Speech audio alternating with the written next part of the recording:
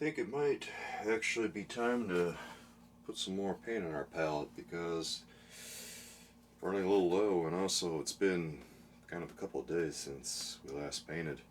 I don't know what's the deal with that. I guess I've just been busy with a lot of stuff, and sometimes it just gets away from you. You ever make any art, you know how that feels. Sometimes things just get away with you. Get away from you, excuse me. You have to excuse the sound of the air conditioner in the other room. It's been pretty hot recently, so you can hear that going, and you probably can. Well, that's why. I need some more of this cadmium yellow. I need some more of the blue. I need some more of everything. Just gotta face facts. I had to scrape off the palette last time. I don't know how many of you guys out there were there when I did that, but yeah, I had to scrape off all of our mud mix, and we're just starting fresh today. It's not a big deal. Sometimes you just gotta do that because paint, when it gets a little old, doesn't handle as good, and you start having a lot of difficulty with little dry bits in the paint, and I don't know that it really causes any problems necessarily, but it just makes the paint unpleasant to handle. Should we add some alizarin crimson to this? Maybe we should add a little bit of alizarin crimson. I think I might need some. If I have a tube of it over here. I thought I had a tube. Wait, this is it. There it is. Yeah, it was hiding from me. It's kind of buried beneath everything. I kind of just have all my paints in a little box down there. Sometimes I refresh the box from time to time. I don't know. I guess the storage is a little haphazard, but I think the artists that are the cleanest are not necessarily the best artists, because I think artists that are the cleanest artists don't really focus as much on their art as they do on organization. That's a hot take, but I stand by what I said. Real talk, this whole thing here is just going to be a bunch of blanket, so considering that this was a lot of Prussian blue, we may want to add a little bit of Prussian blue to this before we get started. And then I think we're going to add the complement, or the visual complement, cadmium yellow deep. Because nothing looks as good against Prussian blue as a nice cadmium yellow deep, a warm yellow, very orange yellow. Truth be told, the one that I use is a lot more of a yellowish cadmium orange than it is actual yellow, because the color is made with a cadmium red color. This is made with a cadmium red color, and that sounds crazy, but that's what it says on the tube. And just based on the scent of it, I would say, yeah, that sounds about right, because you can really, really smell the selenium in the cadmium red. It's a very distinctive smell. You can recognize it anywhere, I tell you. Alright, let's start with a little bit of white and add that Prussian blue in. And right off, boy, that's, you know what, we're pretty fine here. Yeah, we're alright. Maybe a little bit more white on that.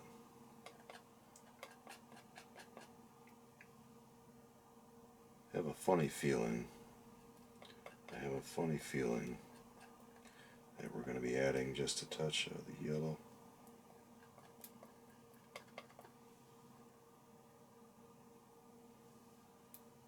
A touch of the white.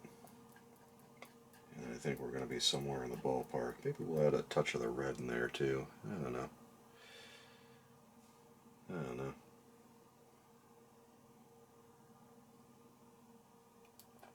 I don't want to add too much red or anything, because I want this to be, well, I want it to still look like a proper Prussian blue. And to be fair, I think it still does, as long as I don't overdo it on that red. just trying to make it look a little bit grayer like this color over here. And I think that might be mission accomplished. Tell you what, let's add just a touch more of the Prussian in there to balance things out. Because we are lacking our mud mix, so we are in a weaker spot than we were last time. Losing that mud mix was, well, not the best thing ever. Not the worst thing either. It just is. Let me tell you, if you're going to paint, you got to roll with the punches, guys. That's the real facts right there. Because sometimes painting just throws things at you. Surprises you. You know, like everything else in life. Alright. I think we got enough here that we could start, you know, improvising a little bit. It's not a bad looking blue at all, actually. That'll do very nicely. I think I might just sneak a little bit of that in there. Sneak it up there. We're going to use more of this, more and more of this. There's going to be kind of a weird texture in here that, I don't know, might be a little difficult to get, but we'll see if we can get, well, it's a fuzzy texture. It's a fuzzy texture. So, hopefully it won't be that hard to get. The color that we're looking for, a lot of it goes down like in here, and it's going to like rise up a little bit up in there. Okay, and let's see here, let's maybe just mark some things, because it's going to go all the way up to about here. I know we can't really see that well, but let's not get too carried away here, but I'm just going to make sure I have this marked down, because we don't want to lose things. We don't want to lose what we don't want to lose that color. Okay.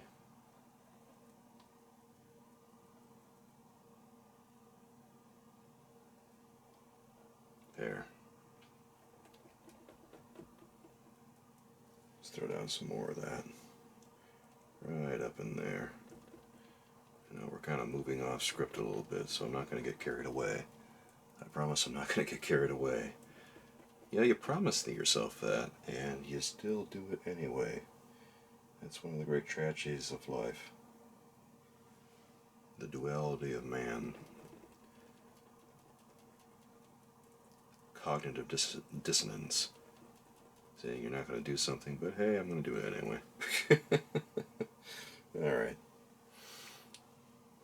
Now that I've got that all laid in and marked down, and I'm feeling pretty confident about all my colors and all that, I think I feel a little bit better about things now. Because I just really wanted to get that all marked down, labeled, etc. It's important to just have a blueprint for the rest of the painting. And remember, you know, like I say, when we're painting these things, when we're using a grid, it's not as if we're painting in isolation. We still have to pay attention to everything that's happening in the painting, especially the surrounding squares, and because otherwise we might lose some of those colors, and that's not good. No, we don't want to lose those colors. Alright, Prussian blue. Let's add a little bit of alizarin crimson to you. And we're going to keep playing around with some of that white, I think. Kind of a funny feeling a lot of this is going to wind up being some alizarin crimson knockoff. But we're also going to like try to sneak in some cadmium, some deep cadmium yellow, I think. Yeah.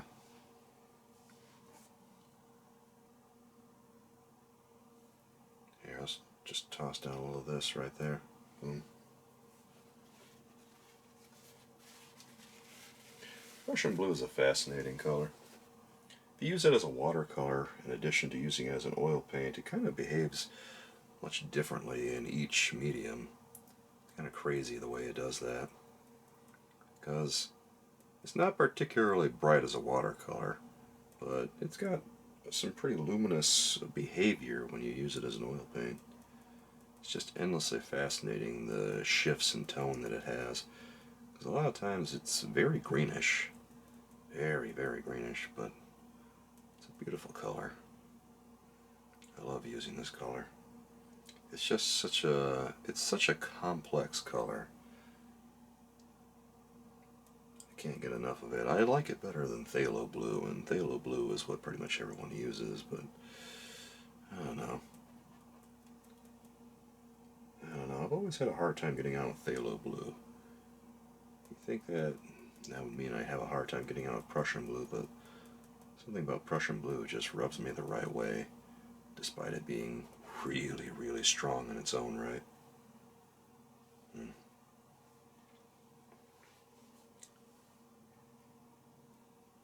I was doing some lifting at the gym the other night, and I did a number on myself. It's been very hard to move today. I didn't really pull. Well, I don't know what I did to myself, but I was doing deadlifts. Yeah, that's how it always starts, right? I was doing deadlifts, and now, ooh boy, my tailbone is feeling it. It's weird. Best part is that I warmed up, but man, I must have warmed up with too heavy of a weight. Hear that? I must have rounded my back while I was doing it. Maybe that's why I'm having a tough time. Ooh boy. Rounded my back and now I'm paying for it. Ain't that a tale as old as time too. Got a lot of old tales around here. Alright. I think we might have to throw some ultramarine in here eventually, but we're going to stick with Prussian blue for most of this, I think. I just feel like Prussian blue is mostly going to get the job done. Call me crazy here, guys.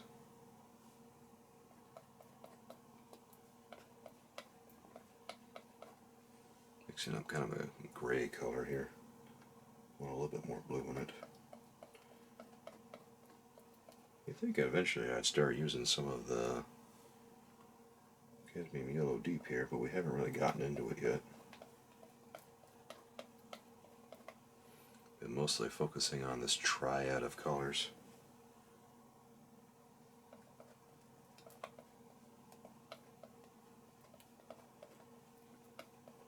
Well, you know, painting in triads is never a bad idea. In fact, I kind of recommend it for the most part. Ideally, you want to try and paint with only 2 colors at a time, but realistically, you're probably going to be painting with 3. Because unless you're working with watercolors, you're not going to be glazing a lot. At least I don't glaze a lot. Some people glaze a lot. Some people love glazing with oils so much. And that's where a lot of complications in oil painting integrity come in. Funny enough. Because some people will get a little too aggressive with those glazes, and sometimes it compromises the integrity of the paint film. Now, there's nothing wrong with glazing a little bit, but glazing too much, well, if you don't pay attention to how fat the layers are, i.e. how much oil you're using, well, it can create complications later on. And your painting could be it could be compromised. That's about the gist of it right there. So I just recommend painting alla prima, just painting direct whenever you can, painting in layers, waiting for everything to dry, and then just kind of doing things opaquely. As long as you do things from the tube. If you're really nervous about painting with oils and you just do things from the tube, that's fine. A lot of people seem to think that you have to paint with solvents and stuff, which is not the case. You don't have to paint with solvents. I don't know where that information came from, but it's wholly untrue. You can use paint thinners if you want. You don't have to. But no, you don't have to. You're not obligated to at all. Okay, let's just throw some of this over here too, this color. Oh my goodness. I enjoy this. I'm enjoying this dark color that we got whipped up right now. This triad really did the job. Okay, let's see if we got anything left on the knife, because we're kind of running out of this color at this point. We'll probably come back to it again, but right now we just kind of need to draw things in. Okay. And then right about there is where that goes. Perfect. Okay, now we have some guides for where everything's going to go, thankfully. Now we have an idea of where we want things to go.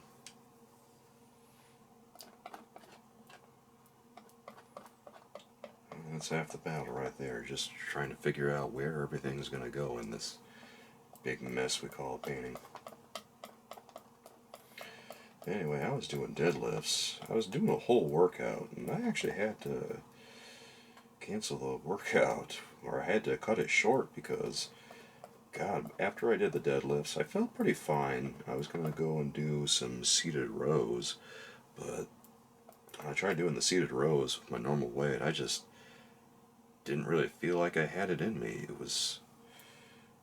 just didn't have the energy to do the normal weight. Maybe I needed to just lighten the load. Maybe I needed to accept that I just didn't have it in me that day to do it, but I tried anyway, and I just couldn't lift it. I got so frustrated with myself, I said, maybe it's time to just call it a day. Honestly, maybe it was. Maybe that was the right thing to do. Maybe I didn't need to be there that day. Well, it's hard to be, it's easy to be hard on yourself when just about anything in life. You gotta give yourself permission to fail sometimes.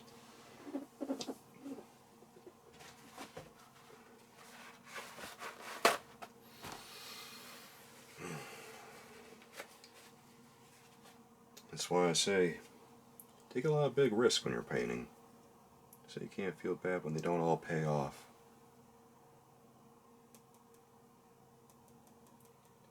Not sure if this is the right color or not for this. You know what, let's just paint this in. I think we're going to go in with a couple of yellow things in a second. Maybe we'll find some sap green along the way. Sap green sneaking into our painting yet again. That's fun.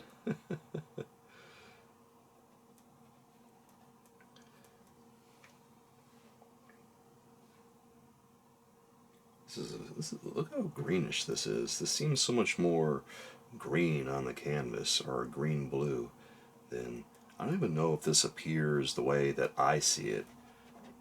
It might look completely different on camera, because Prussian blue is one of those colors that's very difficult to recreate on camera. Apparently the color exists outside the capabilities. I've noted this in an article I read, that it exists out the capabilities of photography to reproduce. So it's one of those colors that still has a very comfortable place in artist materials. I don't know what I would do if I ever lost Prussian blue. I guess I'd be in a tough spot, wouldn't I? Yeah, a little bit. Seems like I use this color all the time, guys. There was one spot here where I think I'm very definitely going to bust out some ultramarine. I haven't really done too much with ultramarine so far today, but I think it's coming up, guys. I think we got a little slice of something coming at us. Here, let's throw a little something down in here. There.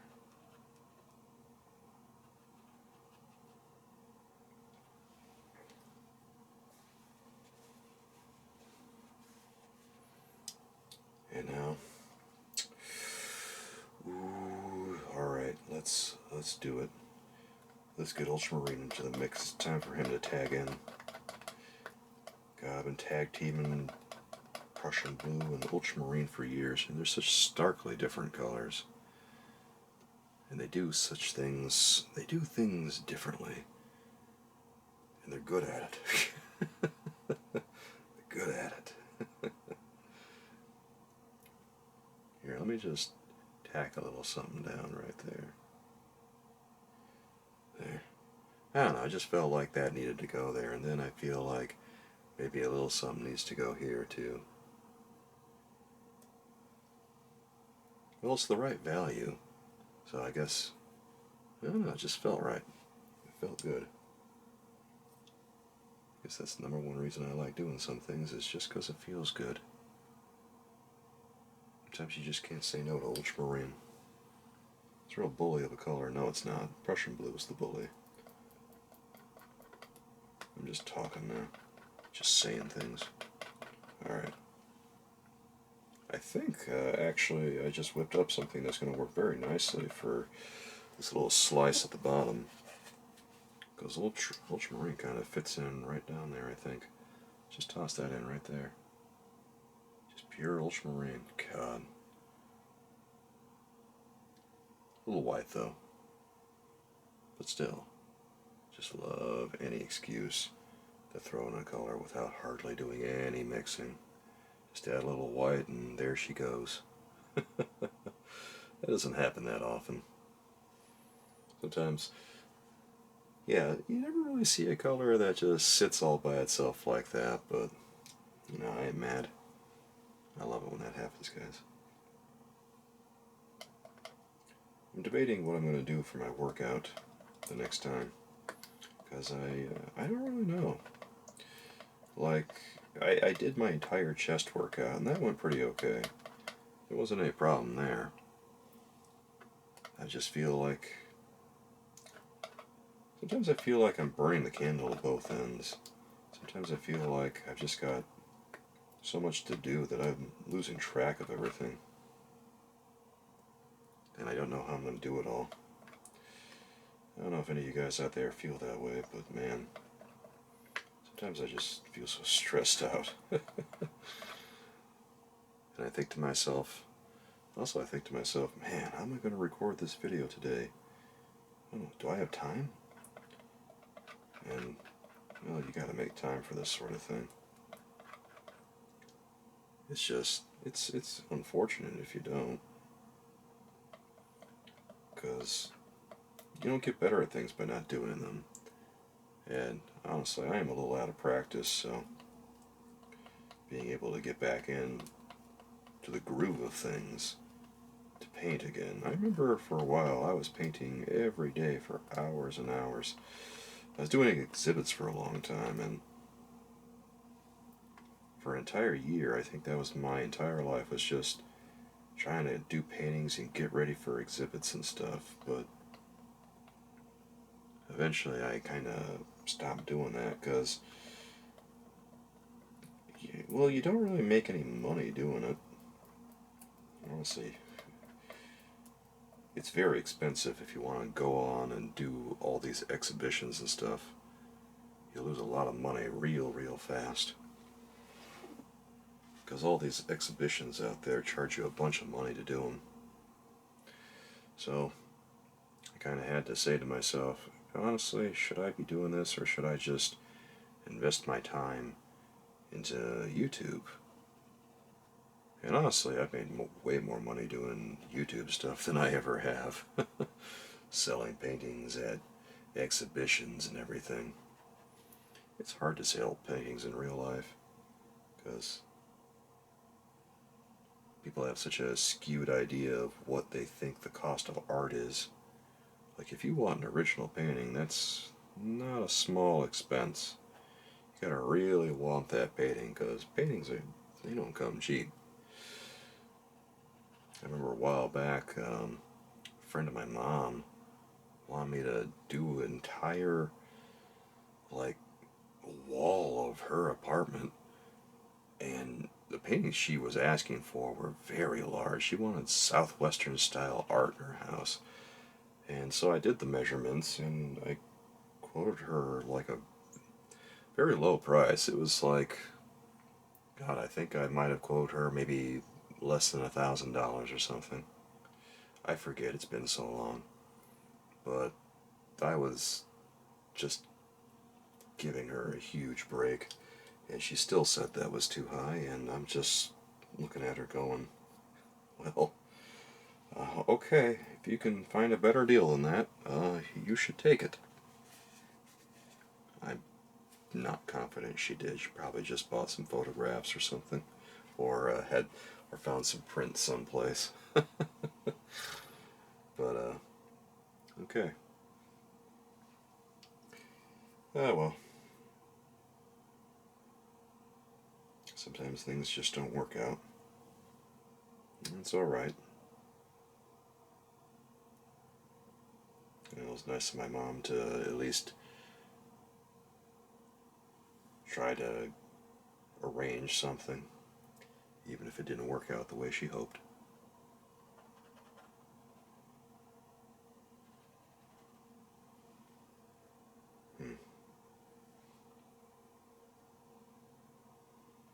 I watched this Medea movie yesterday, and it was definitely a movie. It was the runtime was about the standard length for a movie, but man, I was taken aback by just how little happened. There wasn't much going on in that movie, unfortunately. They had an idea, and the thing of it is that it's not the first Medea movie I've ever seen. I've actually seen my share of them, but Tyler Perry, I guess, isn't too interested in improving his writing. Actually, I'm not even sure if it is his writing, but judging by, I mean, it doesn't seem like there was that much of a difference if it wasn't. Okay, let's try putting some little squares, or not squares, but little divots in this.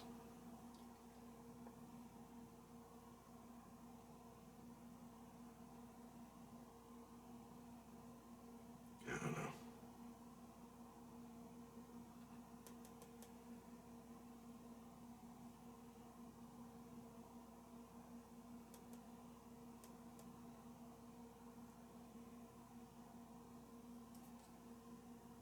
Right about in there. Okay.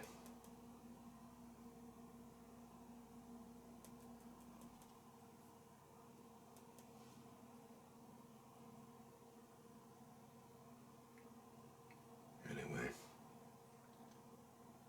that Medea movie was, oh, it was pretty rough. As I say, I'm not sure Tyler Perry has all that much interest in getting any better at writing. He's really good at producing a lot of stuff, but man, the quality is a little yikes. Alright, I've got a little bit of kind of a fleshy sort of color here. Let's add a little bit of yellow to this just because.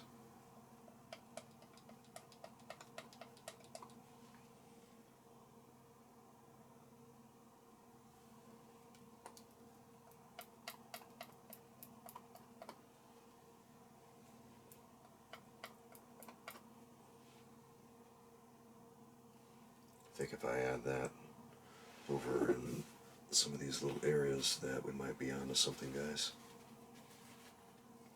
I mix the orange with a little bit of yellow. And here we go. Okay.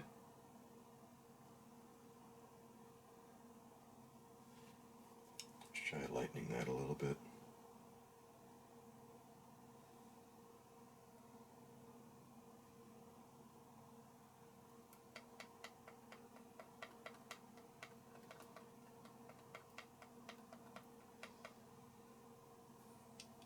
I'm going to try that again.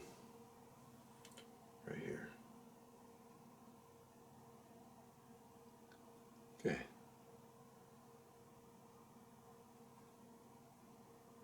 I still think that's pretty interesting. Yeah, that is pretty interesting. I think I just want to get some pure cadmium yellow here at some point.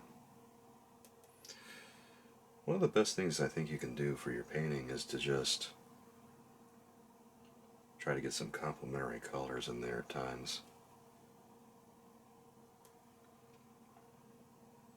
Sometimes the colors even surprise you when you put them in there.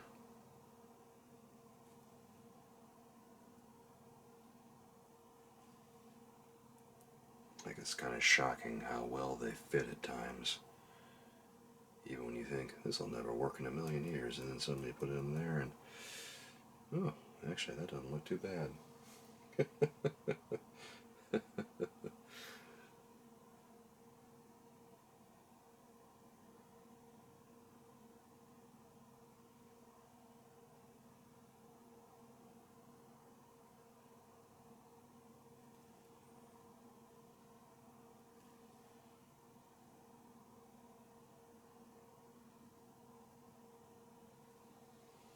Alright.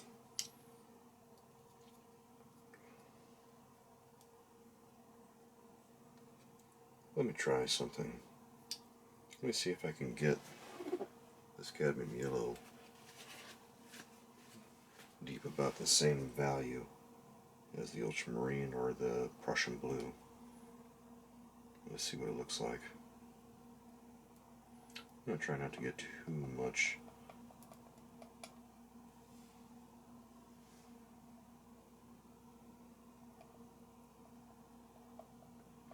Well, the problem with this, obviously, is that this is getting a little bright, which is why I was mixing it in with a little bit of the blue to begin with. It's not necessarily bad, but it's just such a bright color that in order to do anything with it, we have to sometimes dull it down significantly. Otherwise, whoo, boy, that color gets a little out of hand. Whoo. Yeah, let's add just a little bit more touch of that blue in there.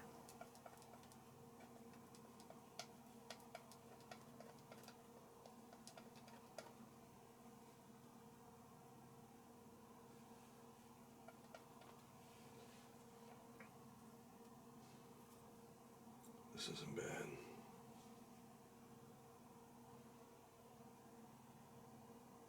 There.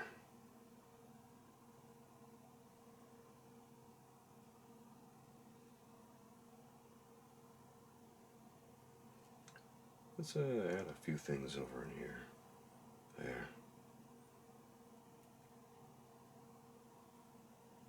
If you ever have any doubts about whether your painting is coming together or not, I would recommend just one, step back, look at it from far away, and if you're still having a hard time really judging the composition for what it is, turn the painting upside down. That's what I've been doing for a while, just turn it upside down, and you'll tell real quickly whether the painting or not is any good. Because if it's good, the composition is still going to look just fine. But if it's bad, then the composition is going to start to fall apart as soon as you turn it upside down. That sounds crazy, but legit. Good composition is good composition. So turn that thing upside down and see if it still looks decent. Don't be shy about turning it upside down.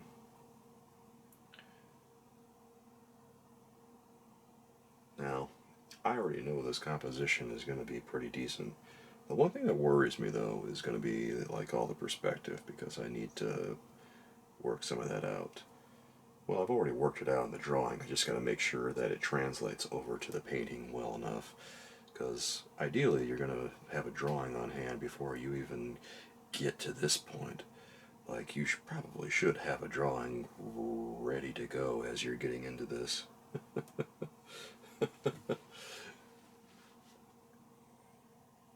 God. If you don't have a drawing, yeah, man, that might get a little tough. But yeah, you can work through an oil painting without a drawing, but I don't recommend doing it with a watercolor painting. You should always have a watercolor painting begin with a drawing on the paper, and then if you need to erase anything, you should erase it as you go, but generally you should have that drawing on the paper, and the colors that you use in a watercolor painting are generally going to cover up whatever pencil that you're working with. If you happen to use a grid on a watercolor painting, that's a good time to, well, excuse me, I'm getting distracted by everything I'm doing here, but if you use a grid on a watercolor painting, you should erase the grid as you go before you put down a color. So you have to paint with some kind of confidence when you're doing anything with watercolors, because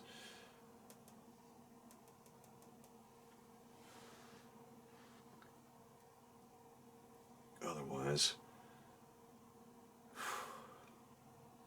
alright, well, for a lot of like this stuff right here, I'm kind of just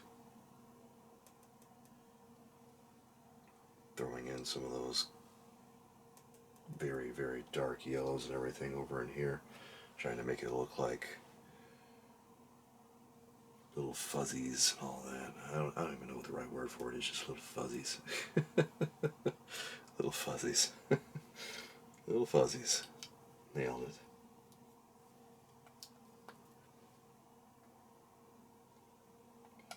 Yep. Oh my god. Little fuzzies.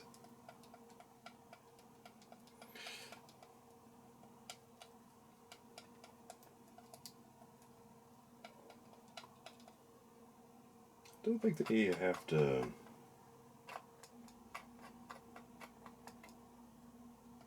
constantly be mixing complementary colors and trying to, well, complementary colors are very useful, but also there's nothing wrong with using a good triad to make your colors. Good triad will get the job done a lot of the time. Using a lot of complementary colors like I do, or like I like to do. I still need to get some sap green in here, I think. I know I'm obsessed with sap green. You guys can't tell over the course of all these paintings, or excuse me, over the course of all these videos. You're going to be mixing with complements regardless to neutralize colors, but it can just be a mixture of red, blue, and yellow colors. It doesn't have to be, oh, let's grab this specific tube or anything like that. Because I realize some people might be, thinking to themselves, God, do I need this color or that color? Well, the only colors that you really need are the basics at the end of the day. Get yourself a good blue, a good red, a good yellow, and you'll be able to figure the rest out. Like I could probably paint this entire thing using ultramarine. I would just have to fudge some of the hues as I go, because the colors are not going to be exact. From Prussian blue to ultramarine, ultramarine is going to be a little bit redder. I could add some cadmium yellow to get the color down, but it's going to wind up being a lot duller than the Prussian blue is. So there's a little bit of give and take with all this. Like, how bad do you want to get that, just that color? Well, you'll find out when you start painting. If you want it bad enough, you'll start using a couple more colors here and there. Otherwise, how's this look? I want to check how something looks once I put it in here. Probably a little too dark. A little too, I don't know. So this is kind of rubbing me the wrong way.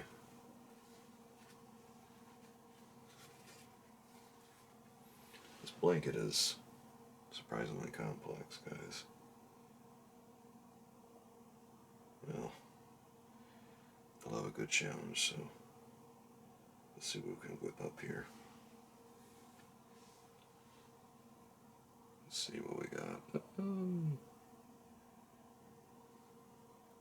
Maybe I can throw a couple of things over in here.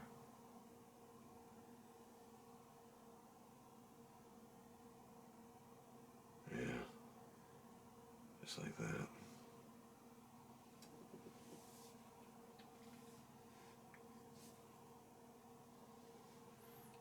Maybe a little ultramarine will do us over in this area.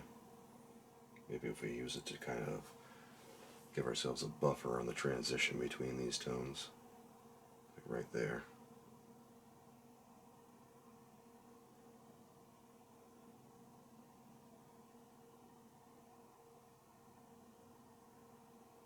Okay.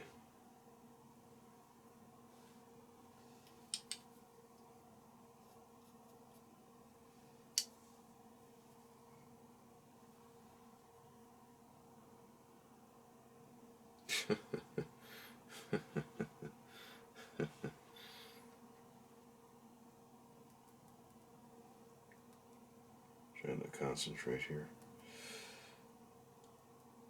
I'm not worried or anything, I'm just observing.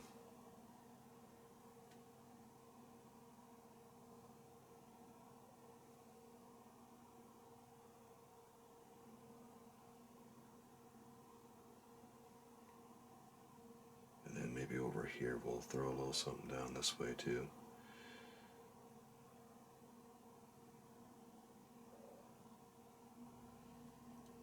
Okay.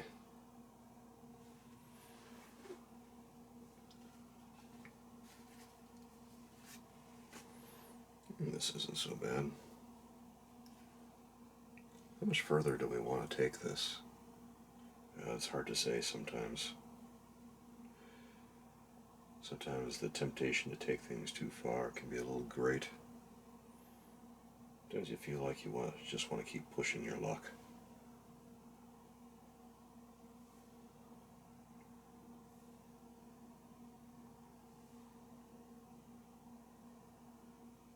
I should really stop pushing my luck here, but yeah, let's try one more thing over here.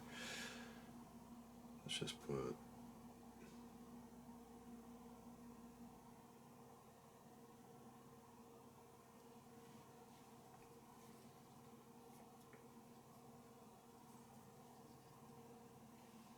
maybe a little something right here.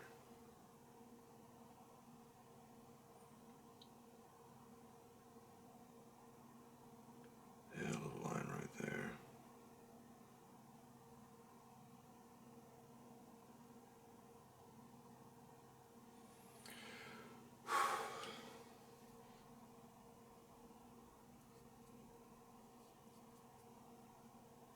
Well, let's ask ourselves, should we get out the sap green that we've been talking about? I don't know. Seems like every color is making an appearance in this blanket right now.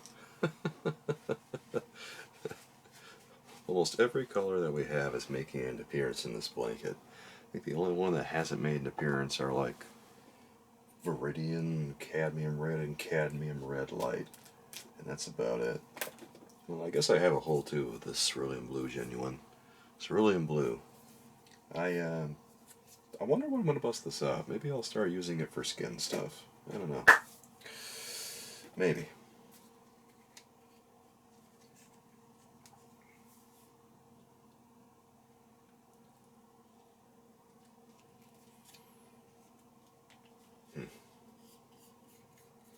Right now it kind of just feels like a bunch of squiggles and stuff. Honestly, that's how a lot of paintings feel when you first get them going. But eventually you do enough work with it, and eventually it starts feeling like something. That's just normal. This is actually a pretty good start. Is it perfect? Probably not. Is it gonna shape up into something? Oh yeah, you bet.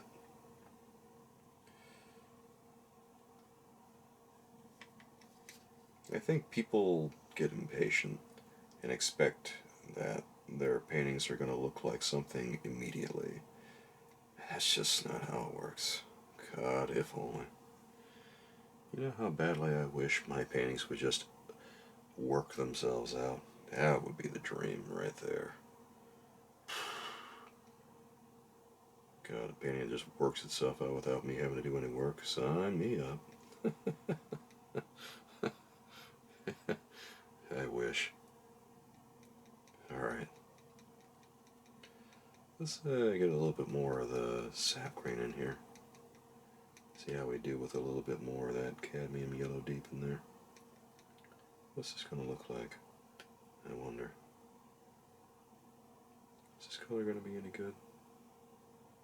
Actually, this color might not be bad. This color might be decent.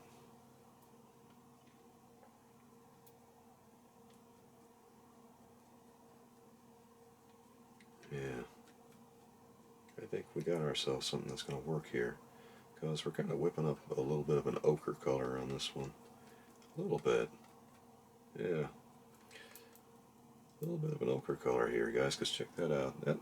People say you can't mix a yellow, but, well, I guess, well, it is kind of a cadmium orange color, isn't it? So, yeah. We just took a sap green and a cadmium yellow deep, or technically a cadmium red, more of a cadmium orange, really. And we've just kind of whipped up a little bit of a yellow.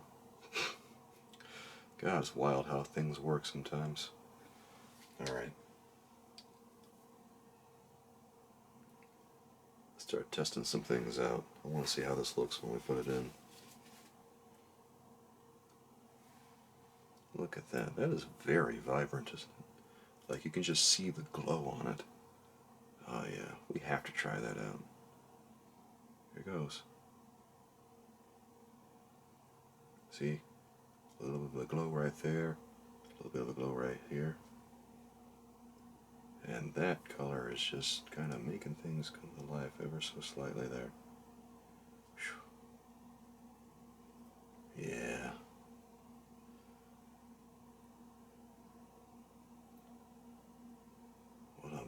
What an interesting, what an interesting color this is. Am I glad I mixed this up? Oh, I think so. Because it's making our painting look a little bit more interesting by the second.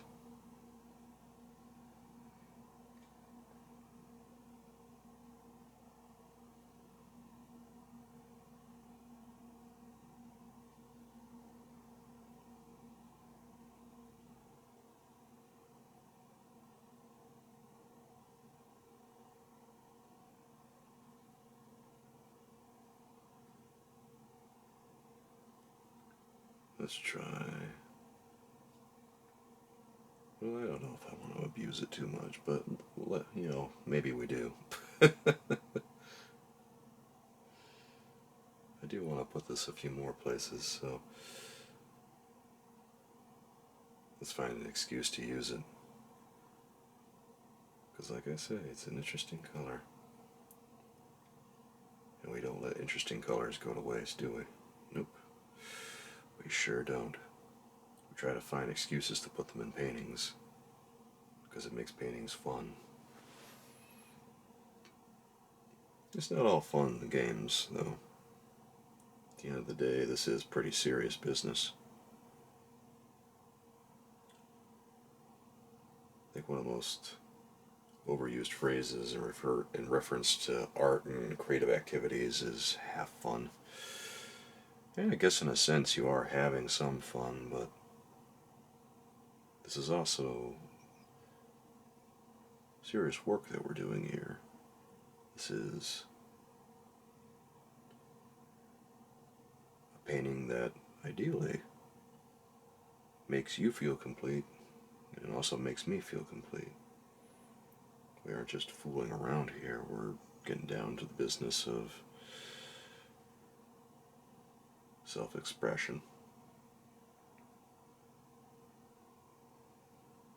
And on some level, making you feel more complete as a person in your own right for having seen this picture. Is that necessarily true? I don't know. Does it sound pretentious? I don't think it's all that pretentious. I think it's just the reality of what we're doing here.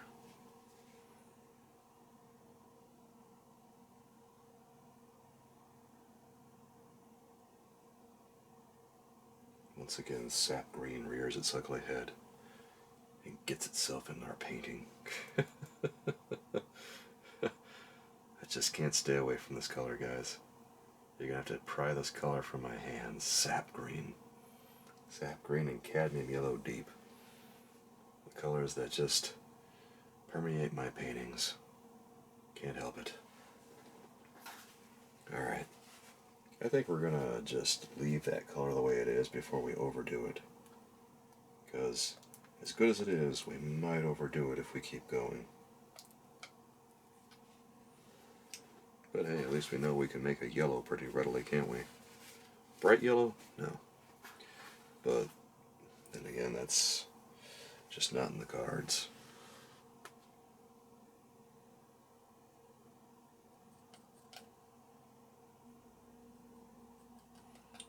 Alright, let's try a little bit of alizarin crimson down here. I'm going to try something a little bit darker.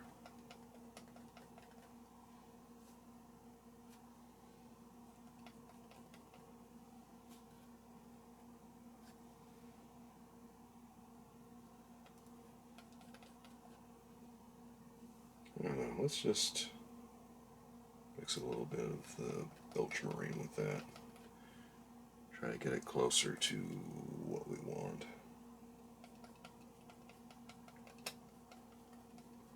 I know I got someplace in the ballpark earlier, but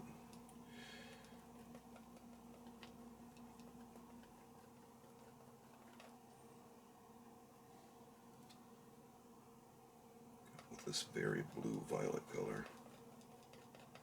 Okay.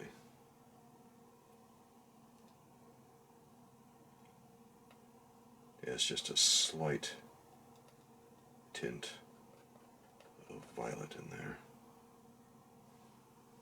Okay. A very slight tint. Okay. This is about good.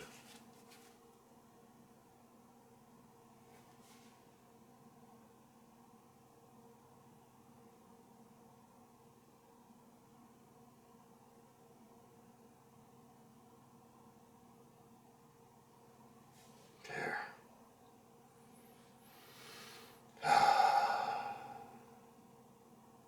Another color that makes me feel right. That feels rightness. God, what a complex web of colors we have going on here. This painting is going to wind up being fascinating when we're done with it. In a sense, it already is.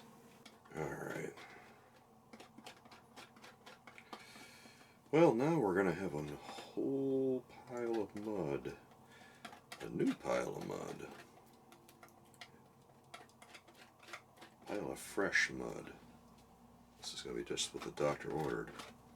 Wasn't that interesting, the color that we whipped up with the sap green and the cadmium yellow?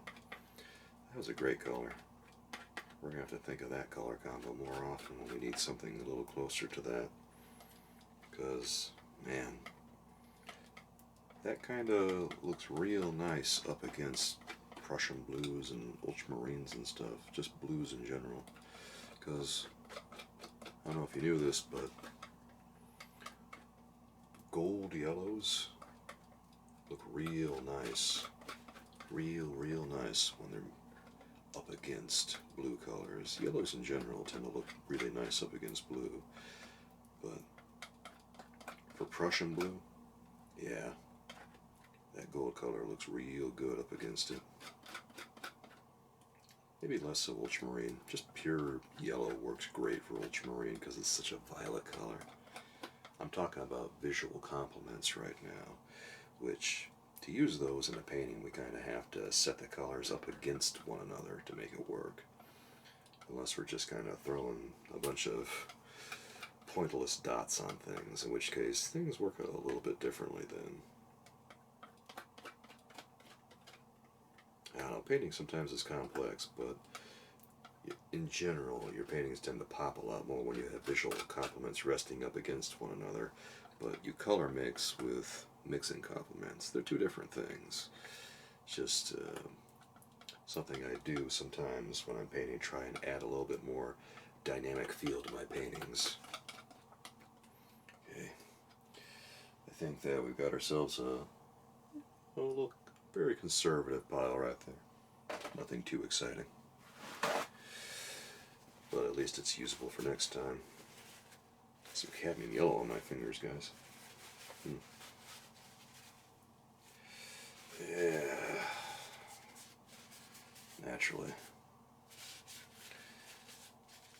Well, just wouldn't be a painting if I walked away with clean hands. There's the facts right there. Let's wipe off this brush. There. And I'll see you guys later.